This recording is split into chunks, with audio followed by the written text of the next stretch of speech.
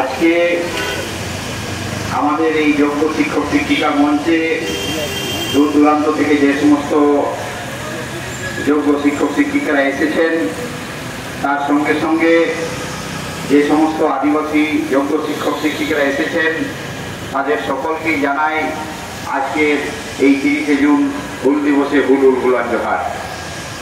আপনারা যারা আমার সামনে আছেন, আপনারা সকলেই জানেন আমাদের এই যে 1855 সালে 30শে জুন এই যে সাঁওতাল বিদ্রোহের কথা আপনাদেরকে আর বিবৃত করার কোনো দরকার নেই বলে আমি মনে করি। কারণ আমরা সবাই যোগ্যভাবে পড়াশোনা করে এই জায়গায় এসেছি, কাজে আমরা কেউই সাঁওতাল বিদ্রোহের ইতিহাস জানি না এইরকম হতে পারে না, বা সবাই সাঁওতাল বিদ্রোহের ইতিহাস কথা পড়েই আমরা এসেছি।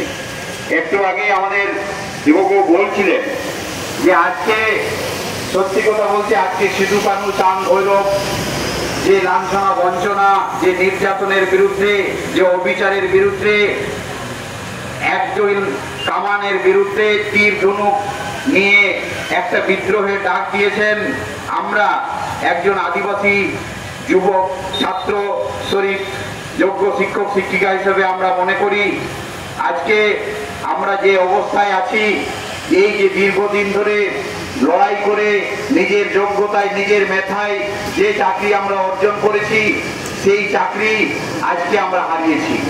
তাই আমরা মনে করি আজকে আমরা আদিবাসী সমাজের একজন শিক্ষক হিসাবে আমার মনে হয় এই সরকারের বিরুদ্ধে, এই বিচার ব্যবস্থার বিরুদ্ধে আমরা যদি ন্যায় বিচার না পাই, আমরা এই মঞ্চের মঞ্চ থেকে আজকে এই 30শে জুনের এই মঞ্চ থেকে আমি একটা বিষয়ে শপথ নিতে চাই, আমরা যদি যোগ্যরা যদি ন্যায় বিচার না পাই, আমরা কিন্তু দ্বিতীয় হুলের ডাক দেব।